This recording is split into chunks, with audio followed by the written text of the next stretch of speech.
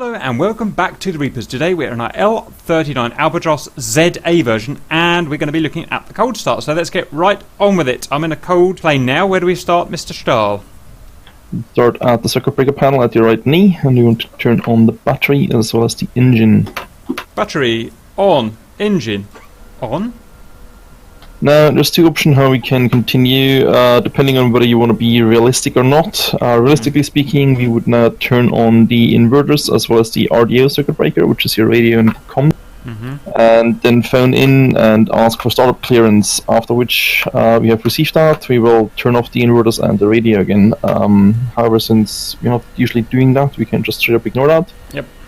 And continue with our flight data recorder, which is behind our throttle. Or actually out of the radio channel selector. Data recorder on.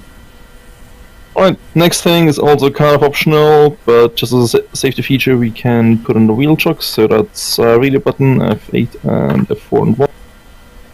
It's just to make sure we don't run over any innocent engineers or Hawkshead or someone like that. Roger, done. Place the wheel chocks. Next we want to turn on the APU, so that is next to your left knee, the black turbo cover. We open it up and then press the button. Done. I better shut the canopy, Charlotte. It's going to get really loud in here. Just looking how to do it. Going to bring it down.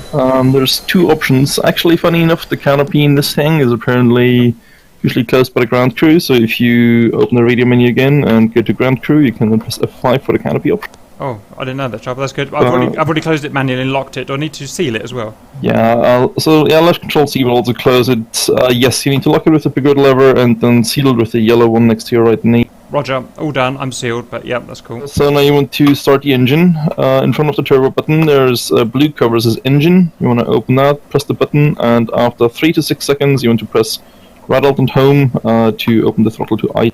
Roger, pressing that now. 1,000, 2,000, 3,000, 4,000. Right, I want home.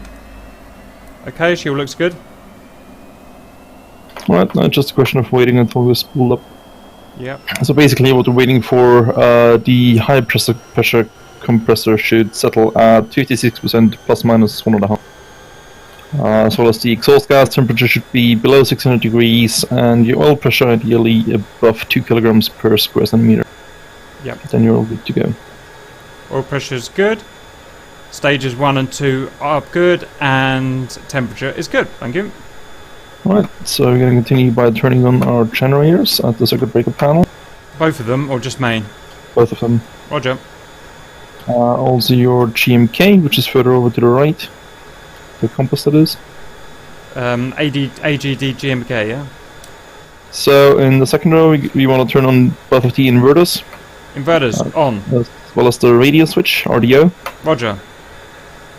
Next we want to turn on the RSBN and the MRP-RV, that is our marker beacon receiver. Hey, firm. If you're using any external tanks, we also want to turn on the drop tank switch in the second row, by the way. Roger. Okay, now regarding the wheel brake, we've got it here. It's a little bit counterintuitive. That is emergency brake, wheel brake on. That is normal wheel brake on, where it's pushing this this deflection bit of metal down here. And wheel brake, oh, that's normal parking brake, sorry, I should say. And wheel brake off is pull it up until it just stops touching this twisting plate here. So there, that is the parking brake off and ready to taxi. And one thing to notice, on the backs, on the rear seat, you don't actually have the parking brake function, it's just the emergency brake. So there, all the way forward is actually brake off. Okay. And only in case it's cold outside, you want to turn on both of your heater. Can